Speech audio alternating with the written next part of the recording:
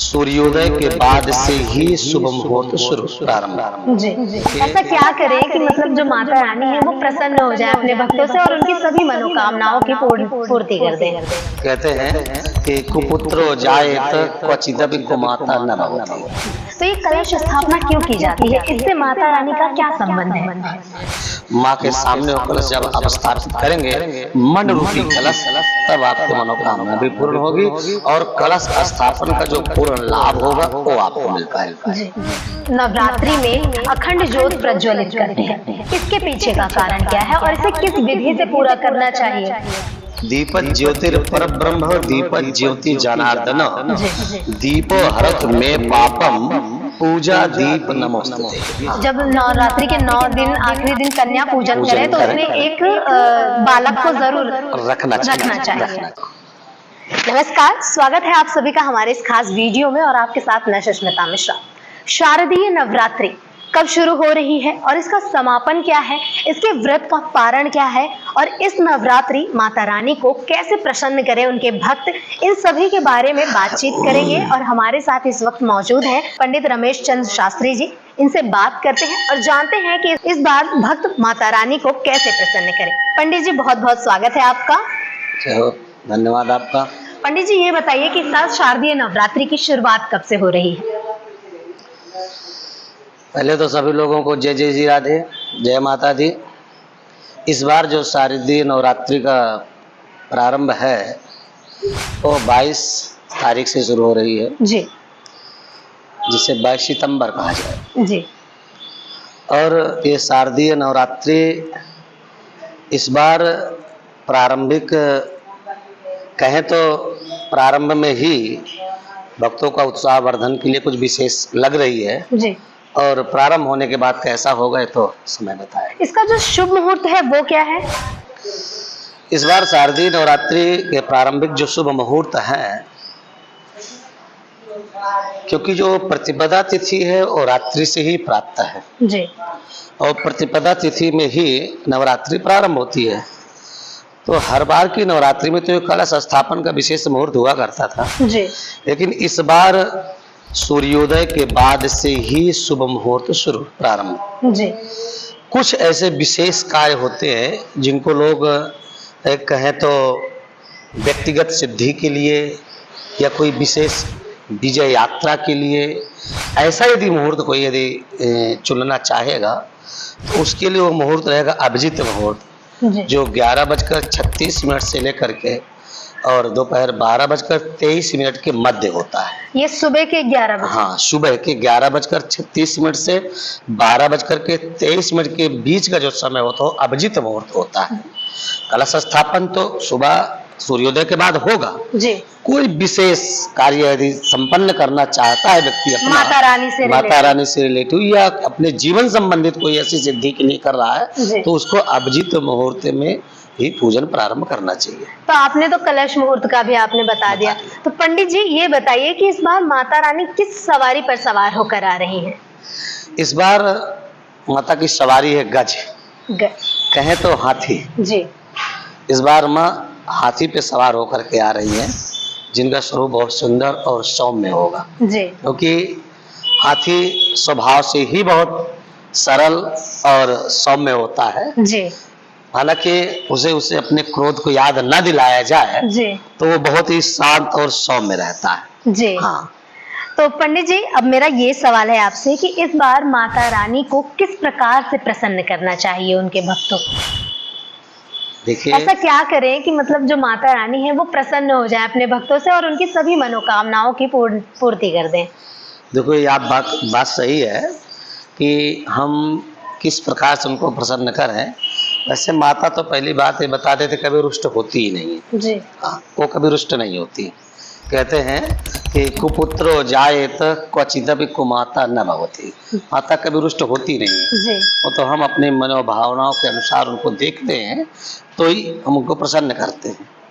और माता को प्रसन्न करने के लिए सिर्फ ज़्यादा न करके एक अनन्यता का भाव अपने अंदर ला करके जो भी तुम्हें पत्रम पुष्पम फलम तोयम जो भी उपलब्ध है जी। माँ के चरणों में आप निवेदित करेंगे तो उससे ही माँ अत्यंत प्रसन्न होगी।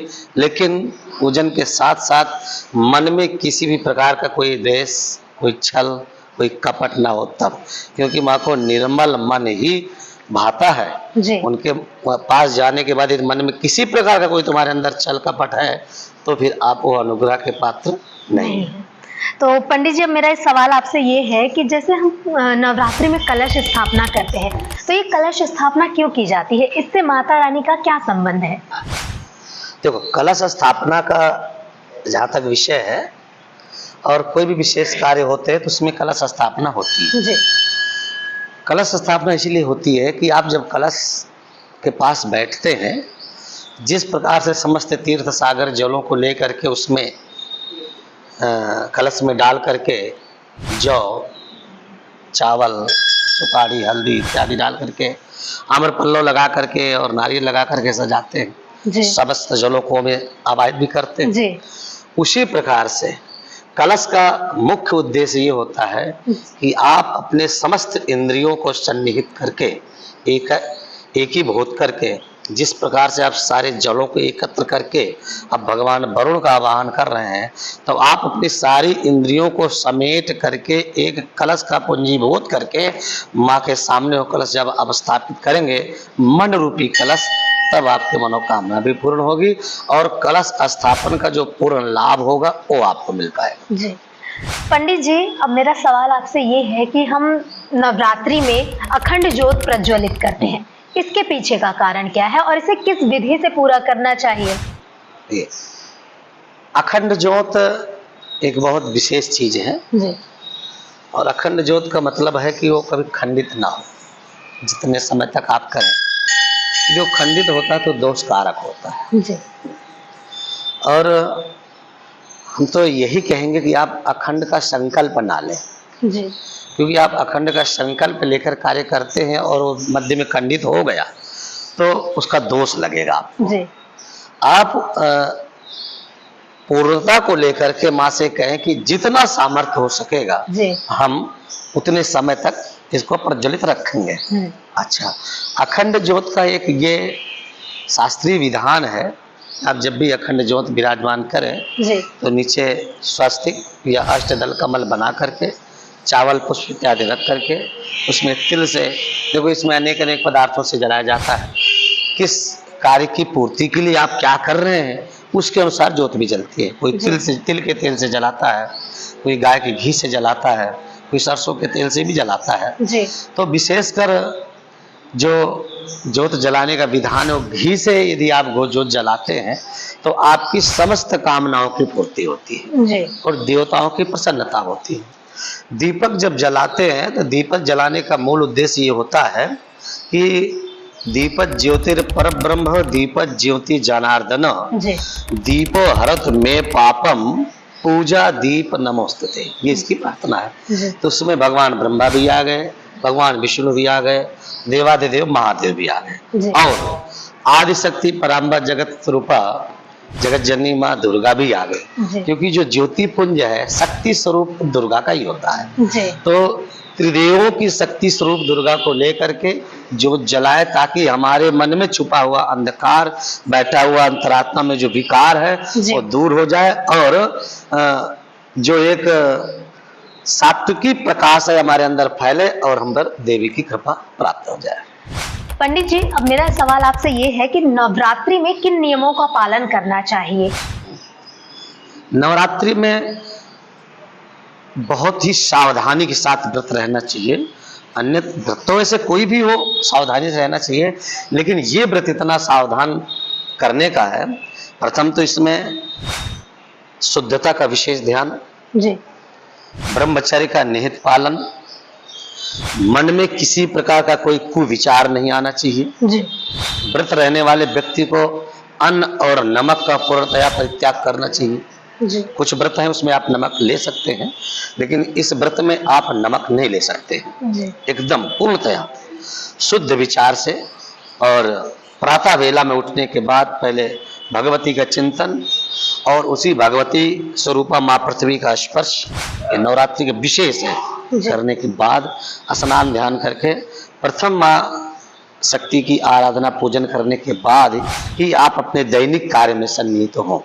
जी पंडित जी, एक आखिरी सवाल अब मन में आया है तो आपसे नहीं, पूछ ही पूछ लेती हूँ। लीजिए। पंडित जी ये बताइए कि कहते हैं कि नवरात्रि में जो 9 कन्याएं हैं, 9 कन्याओं के साथ एक लड़के को भी खिलाना चाहिए, इसके पीछे का क्या कारण है और ऐसा क्यों किया जाता है? देखो, आप लौकिकता में जाएं तो 9 कन्याओं के साथ लौकिकता में जो चल रहा है जी।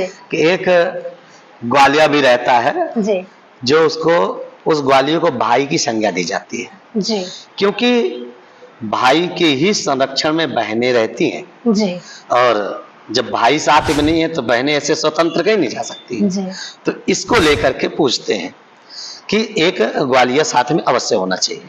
जी अच्छा, आप जब शास्त्रीय विधान में जाएंगे तो जो 2 वर्ष से 8 वर्ष का जो हमने आपको समय बताया है, ये शक्ति स्वरूपा लक्ष्मी स्वरूपा है। जी और जो साथ में बालक भी होगा वो भी इस मध्य का होगा, इस उम्र का होगा, जो कि बाह्य जो ईर्ष्या द्वेष आदि छल कपट से रहित हो, वंचित तो उसको नारायण स्वरूप माना जाता है। जी ठीक, तो जो कन्या है लक्ष्मी रूपा है और नारायण रूप जो बालक है उसके संरक्षण में लक्ष्मी नारायण का दोनों का पूजन का फल एक साथ तुमको मिल जाता है।